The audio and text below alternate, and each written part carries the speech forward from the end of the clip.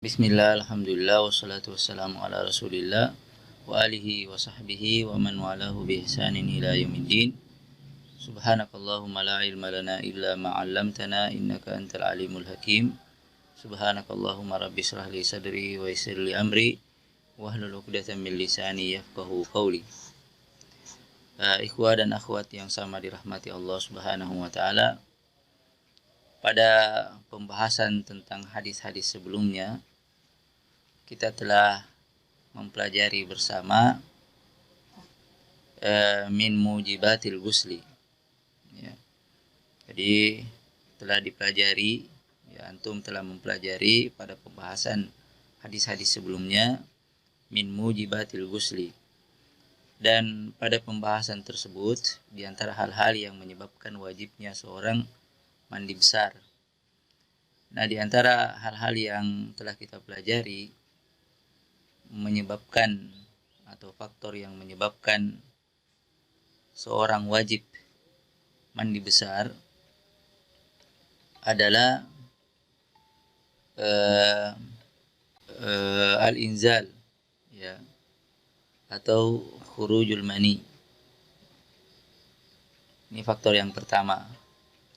Kemudian faktor yang kedua adalah al-jima'. Ya, adalah al-jima'. Nah, di antara faktor lain yang menyebabkan wajibnya mandi junub adalah khuruju damil haid lil mar'ah. Keluarnya darah haid bagi wanita. Nah, inilah yang akan kita pelajari pada kesempatan kali ini. Sebelum kita melihat hadis-hadis yang berkenaan dengan ini, permasalahan ini, maka tentunya yang pertama kali kita harus ketahui adalah hukmu damil haid, ya, hukum darah haid. Hukmu damil haid, ittafaqal ulama, jadi telah sepakat para ulama menyatakan bahwa damul haid adzan wa huwa najisun bil ijma'. Ya, darah haid itu adalah satu di antara benda najis. Dan ini berdasarkan kesepakatan para ulama sebagaimana yang telah kita sebutkan tadi. Di antara dalilnya, dalil yang menyatakan bahwasanya darah haid ini adalah najis adalah firman Allah Subhanahu wa taala di dalam surah Al-Baqarah. Allah Ta'ala berfirman, wa yas'alunaka 'anil mahid qul huwa adzan. Dan mereka bertanya kepadamu wahai Muhammad alaihi salatu wassalam tentang haid. Ya. Katakanlah bahwasanya haid itu adalah najis. Wa yas'alunaka 'anil mahid qul huwa adzan fa'tazilun nisaa fil mahid. Karena itu maka janganlah kalian berjima dengan istri-istri kalian dalam keadaan mereka haid. Ya. Nah, dari ayat ini kita mengetahui bahwasanya haid itu atau darah haid itu adalah satu di antara benda yang digolongkan sebagai benda-benda najis. Demikian juga di dalam hadis Nabi alaihissalatu wassalam, ya, disebutkan dalam hadis Aisyah radhiyallahu taala anha, dan hadis ini adalah merupakan hadis yang wajib untuk kita hafal. Fi hadis Aisyah radhiyallahu taala anhuma, atau an Aisyah radhiyallahu anhuma, dari Aisyah radhiyallahu taala anhuma, qala Rasulullah sallallahu alaihi wasallam li Fatimah binti Abi Hubaish allati sa'alathu 'anil istihadah hal 'alaiha tarkus shalah. Jadi Nabi alaihi salatu wasalam pernah berkata kepada Fatimah binti Abi Hubaish yang datang bertanya kepada beliau tentang istihadah yang dialaminya. Hal 'alaiha tarkus shalah, apakah wajib bagi dia untuk meninggalkan salat? Faqala Nabi alaihi salatu wassalam, maka ketika itu Nabi alaihi salatu wassalam bersabda, la inna dzalika irqun wa laysat bil haidah. Fa idza aqbalatil haidatu fatrukis shalah fa idza dhahaba qadruha faksili anki dama wa salli. Jadi Fatimah binti Abi Hubeish ketika itu datang kepada Nabi alaihi salatu wasallam menanyakan perihal istihadah yang dialaminya. Apakah wajib bagi dia untuk meninggalkan sholat sebagaimana wajib bagi dia untuk meninggalkan sholat ketika haid. Maka ketika itu Nabi alaihi salatu wasallam bersabda, la, tidak, dia tetap wajib melaksanakan sholat pada saat istihadah itu. Mengapa? Inna dzaliki irqun, karena sungguhnya darah istihadah itu adalah darah penyakit. Walaysat bil haidah, dan darah itu bukanlah darah haid. Kata Nabi alaihi salatu wasallam, fa idza aqbalatil haidah, tetapi ketika tiba siklus haidnya atau ketika tiba masa haidmu wahai Fatimah, fatruki sholat, maka pada saat itu tinggalkanlah sholat. Fa idza dhahaba qadruha, dan apabila telah selesai siklus haidmu, faksili anki dama, maka cucilah atau bersihkanlah darah haid tersebut, darah haid yang keluar, ya. Faksili anki dama wa salli, dan laksanakanlah sholat meskipun pada saat itu darah istihadah masih keluar. Jadi darah haid dari istihadah adalah darah yang keluar tidak pada siklus haid wanita, ya. Dan dia adalah merupakan darah penyakit, ya. Dia adalah merupakan darah penyakit, karena itu ketika darah istihadah ini keluar, tetap seorang wanita diwajibkan untuk melaksanakan sholat dan tidak boleh baginya untuk meninggalkan sholat, ya. Nah, di antara faidah dari yang bisa kita dapatkan dari hadis ini menyatakan bahwasanya darah haid itu adalah najis. Dari mana?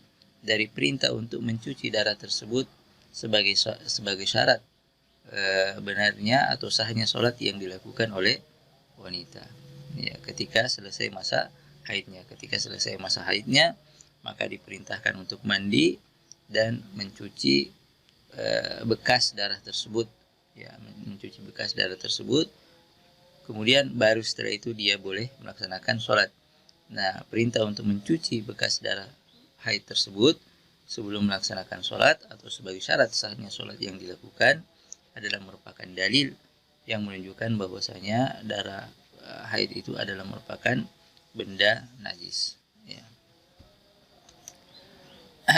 Nah, hal lain yang juga perlu dipahami bahwa darah yang keluar dari wanita itu ada beberapa jenis, ya, anwa'ud dam al-kharij minal mar'ah. Beberapa jenis darah yang keluar dari wanita dalam kaitannya dengan hukum-hukum sholat dia, ya, dalam kaitannya dengan hukum-hukum sholat dia. Nah, jenis yang pertama ada al-haid, ya. Jenis yang pertama adalah al-haid. Kemudian jenis yang kedua adalah an-nifas. Kemudian yang ketiga adalah al-istihadah. Ma huwa al-haid wa ma huwa an-nifas wa ma huwa al-istihadah. Al-haid huwa damun yakhruju minal mar'ati ba'da bulughiha ala sabili sihha fi awqatin ma'lumah. Al-haid adalah darah yang keluar dari seorang wanita setelah dia mencapai usia balik, ya. Jadi menandakan bahwasanya wanita itu balik, keluarnya darah tersebut ala sabili sihha, ya. Keluarnya darah tersebut menunjukkan bahwasanya wanita itu sehat. Jadi kalau ada wanita yang tidak keluar haidnya, maka sedangkan usianya sebenarnya telah balik, maka itu menunjukkan bahwasanya wanita itu tidak sehat, ya. Fi awqatin ma'lumah, pada waktu-waktu tertentu. Jadi darah tersebut memiliki siklus tertentu, ya. Namun yakhruju minal mar'ati ba'da bulughiha ala sabili sihha fi awqatin ma'lumah. Darah yang keluar dari seorang wanita di masa ia telah mencapai usia balik sebagai pertanda bahwasanya dia itu adalah wanita yang sehat, fi awqatin ma'lumah, keluarnya pada siklus tertentu. Hadza huwa al-haid.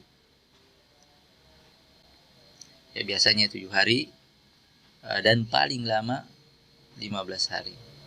Ya. Setiap bulan. Ya. Kemudian an-nifas. Ya.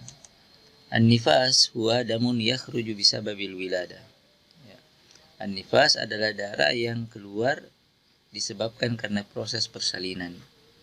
Ya. Hadza huwa an-nifas. Sedangkan al-istihadha huwa damun yakhruju bisababil marad wa laysa li khurujihi waqtun ma'lum. Jadi al-istihadha adalah darah yang keluar disebabkan karena penyakit.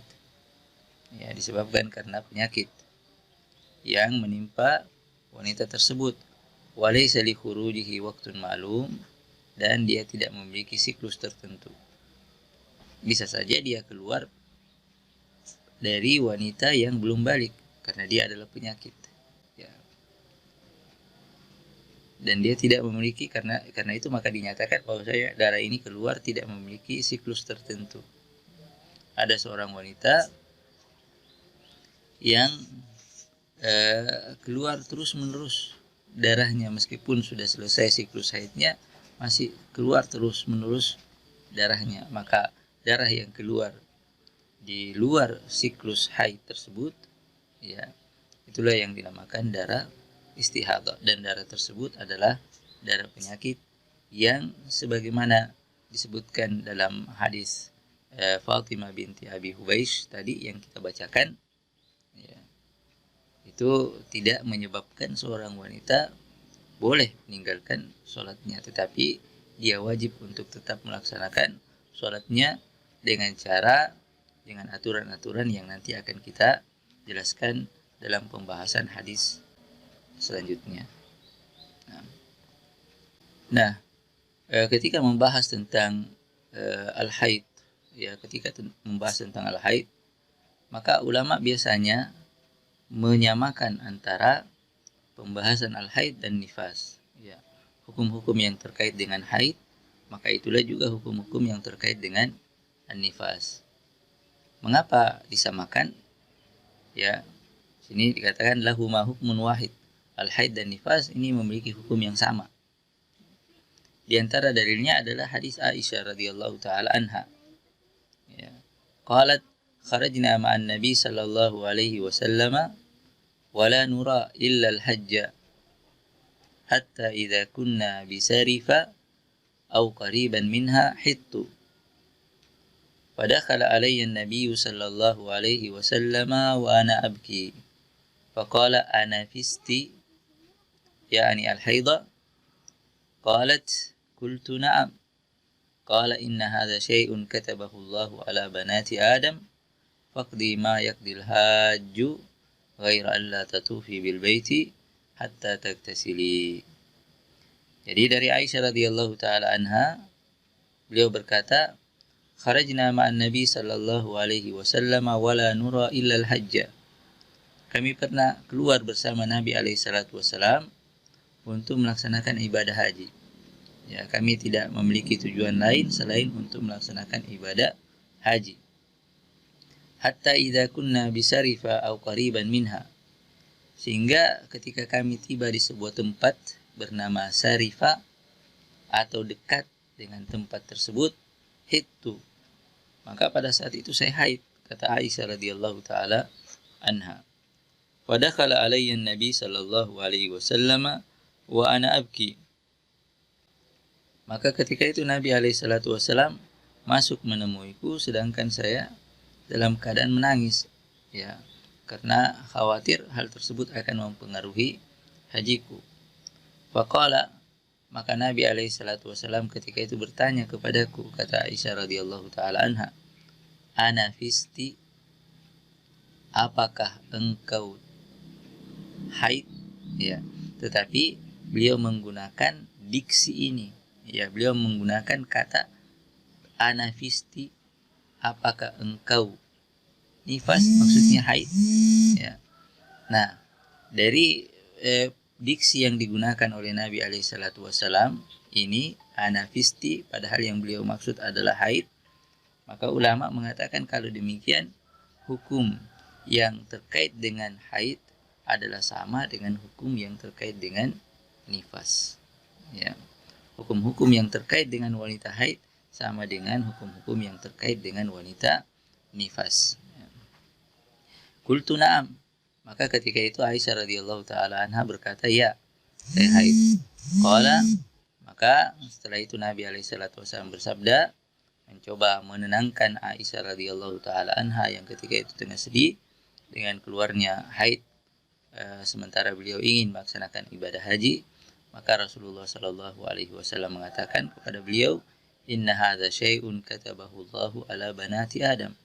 Ya, tidak usah sedih, karena sungguhnya hal tersebut adalah sesuatu yang lumrah.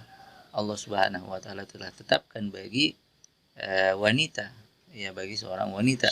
Waqti ma yakdil haju, maka lakukanlah apa saja yang dilakukan oleh orang-orang yang tengah melaksanakan ibadah haji, kecuali ghaira alla tatufi bil bait hatta taktasili, kecuali tawaf, ya.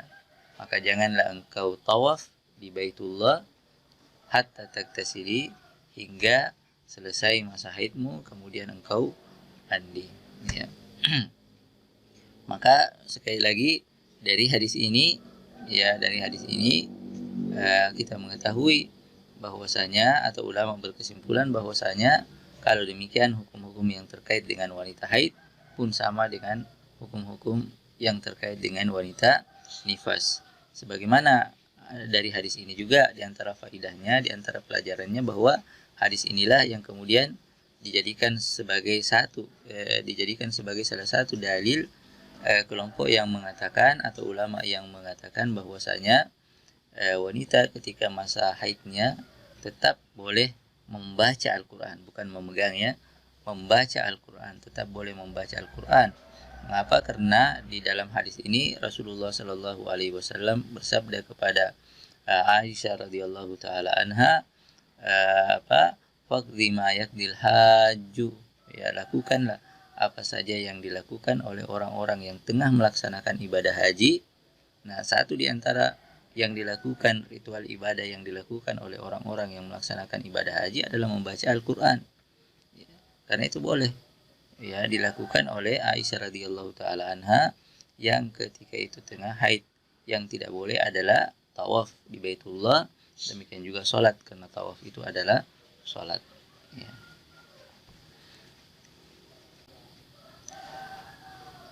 Nah, kita lihat hadis yang berkenaan dengan pembahasan ini adalah hadis Aisyah radhiyallahu taala anha. Di antara hadis yang berkenaan dengan pembahasan ini adalah hadis Aisyah radhiyallahu taala anha, ya, yang telah kita bacakan potongannya di awal tadi ketika kita membicarakan masalah hukum damil haid, ya, hukum darah haid. An Aisyah radhiyallahu taala anha anna Fatimah binta Abi Hubeish سألت النبي صلى الله عليه وسلم فقالت إني أستحاض فلا أطهر أفأدأ الصلاة قال لا إن ذلك عرق إن ذلك, ya, lebih tepat dikatakan inna dzaliki, karena yang diajak berbicara adalah wanita, ya. Inna dzaliki irqun walakin da'i salata qadra al-ayyami allati kunti tahidina fiha thumma iktasili wa salli. Wa fi riwayatin wa laysat bil haidati fa idza aqbalatil haidatu fatruki salata fiha fa idza dhahaba qadruha faghsili anki dama wa salli. Nah, An Aisyah radhiyallahu taala anha, dari Aisyah radhiyallahu taala anha, beliau berkata, anna Fatimah binta Abi Hubeish, bahwa Fatimah binti Abi Hubeish sa'alatin Nabi sallallahu alaihi wasallam, pernah bertanya kepada Nabi alaihi salatu wasallam. Beliau mengatakan, faqalat inni ustahadu fala athur, wahai Nabi alaihi salatu wasallam, saya ini mengalami hak istihadah, darah terus menerus keluar. Fala athur artinya darah terus menerus keluar. Afa ada usola, apakah saya wajib meninggalkan sholat sebagaimana saya wajib meninggalkan sholat ketika haid? Ya. Qala, maka ketika itu Nabi SAW bersabda, la inna dzalika irkun. Tidak. Ya, justru kamu tetap wajib melaksanakan sholat. Mengapa? Karena darah tersebut adalah darah penyakit. Inna dzalika irkun. Walakin da'i sholata qadral ayyam allati kunti tahidina fiha. Tetapi ketika tiba siklus haidmu, maka pada saat itu tinggalkanlah sholat. Summa iktasili wa shalli, kemudian ketika siklus haidmu berakhir, selesai masa haidmu, maka mandilah dan laksanakanlah sholat. Maka mandilah dan laksanakanlah sholat. Dari pernyataan maka mandilah dan laksanakanlah sholat, kita mengetahui bahwasanya wanita yang haid, mengalami masa haid, digolongkan sebagai wanita dinyatakan tengah berhadas besar, karena adanya perintah untuk mandi setelah selesai masa tersebut, atau setelah selesai masa haid tersebut, diperintahkan untuk mandi sebagai syarat sahnya sholat dia. Setelah itu, dari perintah untuk mandi ini diketahui bahwasanya wanita yang mengalami haid dinyatakan sedang berhadas, lekat pada dirinya sifat hadas besar. Wa fi riwayatin, dalam redaksi yang lain dikatakan setelah setelah Nabi SAW mengatakan la inna dzalika irkun, tidak, dia tetap wajib untuk melaksanakan sholat. Ya Fatimah yang bertanya kepadanya perihal istihadah yang dialaminya, apakah dia wajib juga untuk meninggalkan sholat sebagaimana dia wajib untuk meninggalkan sholat ketika haid. Maka Nabi SAW bersabda, la inna dzalika irkun. Ya, tidak, dia tetap wajib untuk melaksanakan sholat karena darah itu adalah darah penyakit. Kemudian Nabi SAW bersabda dalam redaksi ini, walaysat bil haidah, darah itu bukanlah darah haid. Fa idza aqbalatil haidatu fatrukis sholata fiha. Maka ketika tiba siklus haidnya, masa haidnya, ya, ketika tiba masa haidmu, fatrukis sholata fiha, maka pada saat itulah kamu wajib untuk meninggalkan sholat. Fa idza dhahaba qadruha, dan apabila telah berlalu masa haidmu, faghsili anki dama wa shalli, maka cucilah darah tersebut atau bersihkanlah darah tersebut, kemudian mandilah. Karena itu berkenaan dengan wanita yang mengalami masa istihadah dan tiba masa haidnya, maka wajib bagi dia untuk meninggalkan sholat ketika tiba masa haidnya tersebut. Dan ketika selesai masa haidnya, wajib bagi dia untuk membersihkan darah haid tersebut, bekas darah haid tersebut. Kemudian yang kedua mandi. Kemudian yang ketiga wajib untuk kembali melaksanakan sholat. Jadi kalau kita ditanya mata yajibu ala al-mustahadha al-ghuslu, kita ditanya kapan wajib bagi seorang wanita yang mengalami istihadha mandi besar, kita mengatakan dia wajib mandi besar ketika selesai masa haidnya. Ketika selesai masa haidnya. Ketika selesai masa haidnya, maka dia wajib membersihkan haid tersebut. Kemudian yang kedua dia wajib untuk mandi. Kemudian yang ketiga wajib untuk kembali melaksanakan sholat. Al-haidu muhdisun, wanita haid itu dinyatakan tengah berhadas besar, lekat pada dirinya sifat hadas besar. Ya karena tadi adanya perintah untuk mandi sebagai syarat sahnya sholat yang dilakukannya. Kemudian dari hadis ini juga kita mengetahui bahwa damul haid najisun, darah haid itu adalah najis karena adanya perintah untuk mencuci atau membersihkan darah tersebut ya ketika selesai masa haid. Ketika selesai masa haid sebagai syarat sahnya sholat yang dilakukan. Kemudian dari hadis ini juga kita bisa menjawab pertanyaan mata umirat bi an taktasil, kapan wanita yang mengalami istihadah itu diperintahkan untuk mandi besar, kita mengatakan bahwa dia diperintahkan mandi besar ketika selesai masa haidnya. Nah, hadis yang kedua dalam masalah ini ya adalah hadis Aisyah radhiyallahu taala anha lagi, ya. Ana Aisyah radhiyallahu taala anha anna umma Habibah ustuhidat 7 sinin fasa'alat Rasulullah sallallahu alaihi wasallam an dzalik fa amaraha an taghtasila qalat fakanat taghtasilu li kulli salatin. Dari Aisyah radhiyallahu taala anha anna umma Habibah, dia mengatakan bahwa Ummu Habibah ustuhidat 7 sinin, pernah mengalami masa istihadah selama 7 tahun. Ya, kita bisa bayangkan ya, seorang wanita mengalami masa istihadah selama 7 tahun. Fasa'alat Rasulullah sallallahu alaihi wasallam an dzalik, maka beliau pun menanyakan perihal hal itu kepada Nabi alaihi salatu wasallam. Maka beliau pun menanyakan perihal dirinya itu kepada Nabi alaihi salatu wasallam. Maka Nabi alaihi salatu wasallam memerintahkannya untuk mandi. Fa'amaraha an taktasil. Sampai di sini. Nabi alaihi salatu wasallam memerintahkannya untuk mandi. Nah, kalau kita merunut pada hadis sebelumnya, mata umirat bi an taktasil, kapan dia diperintahkan untuk mandi? Ya, maka kita akan menjawab bahwa dia diperintahkan untuk mandi sebenarnya setiap kali dia selesai haid. Ya. Kalau kita merunut pada hadis sebelumnya. Tetapi ternyata beliau memiliki ijtihad tersendiri. Ya, qalat Aisyah radhiyallahu taala anha berkata, "Fa kanat taktasilu li kulli salatin." Namun ternyata beliau ya mandi setiap kali akan sholat.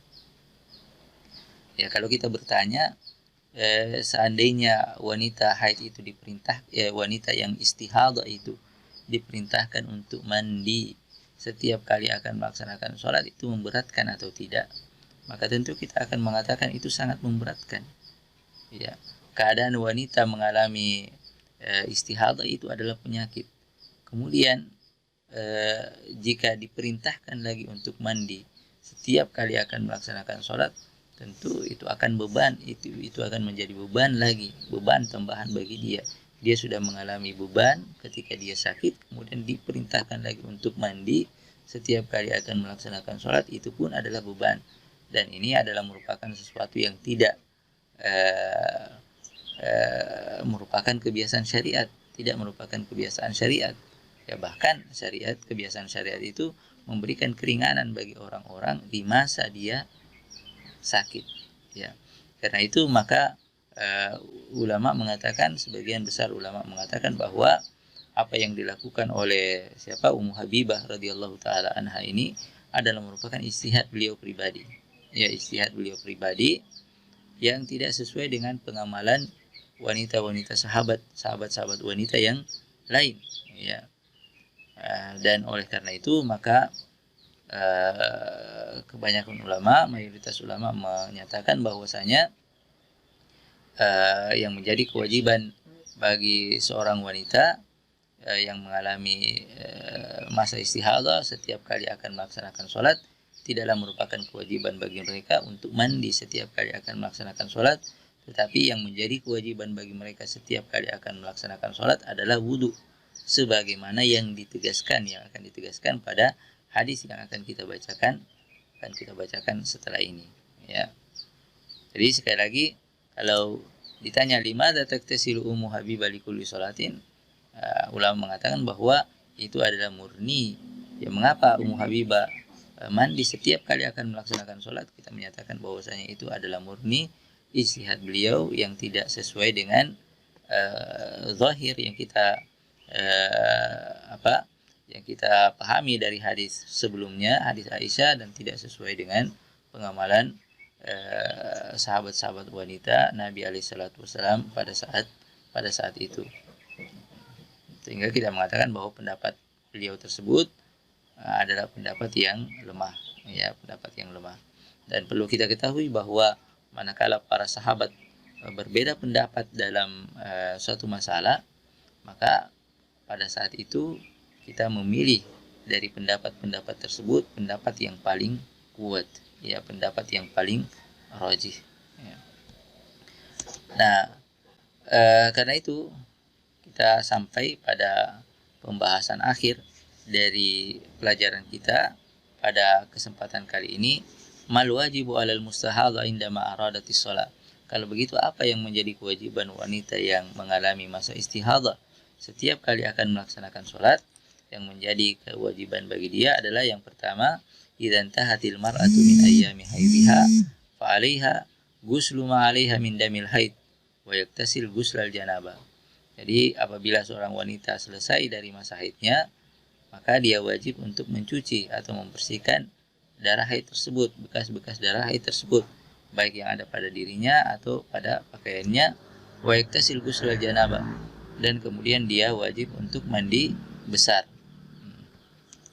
Kemudian yang kedua adalah al-wudu li kulli sholatin. Dia wajib untuk berwudu setiap kali akan sholat, dan dianjurkan istikhdamu khirqati qutnin liman intisyarid dam.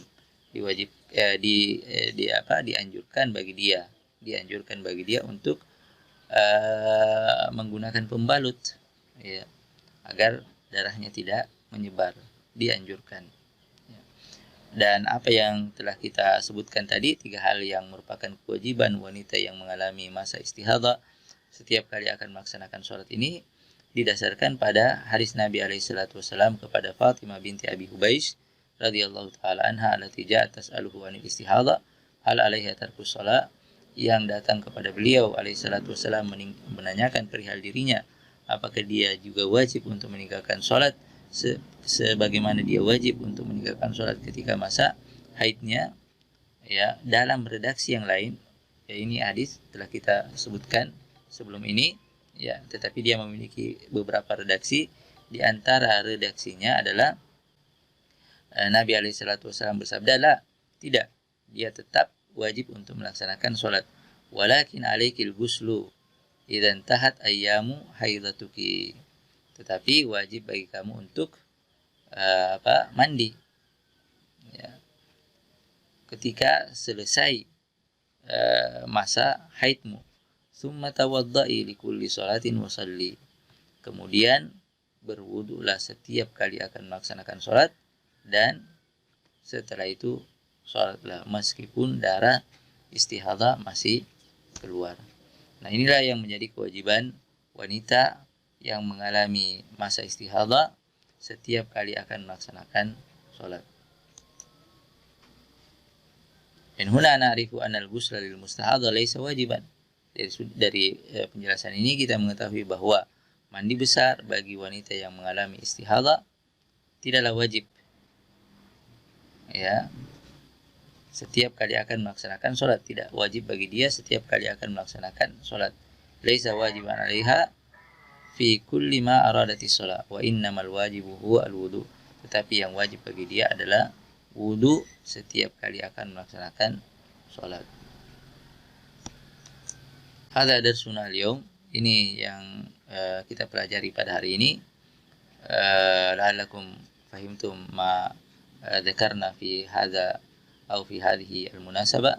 Mudah-mudahan bisa dipahami apa yang telah kita jelaskan pada kesempatan kali ini. Wa sanaltaqi insyaallah fi al-liqa al-ati, dan kita akan bertemu kembali pada pertemuan yang selanjutnya insyaallah. Subhanakallahumma wa bihamdika asyhadu an la ilaha illa anta astaghfiruka wa atubu ilaik. Wa sallallahu ala Muhammadin wa alihi wa sahbihi wasallam. Walhamdulillahi rabbil alamin. Wassalamualaikum warahmatullahi wabarakatuh.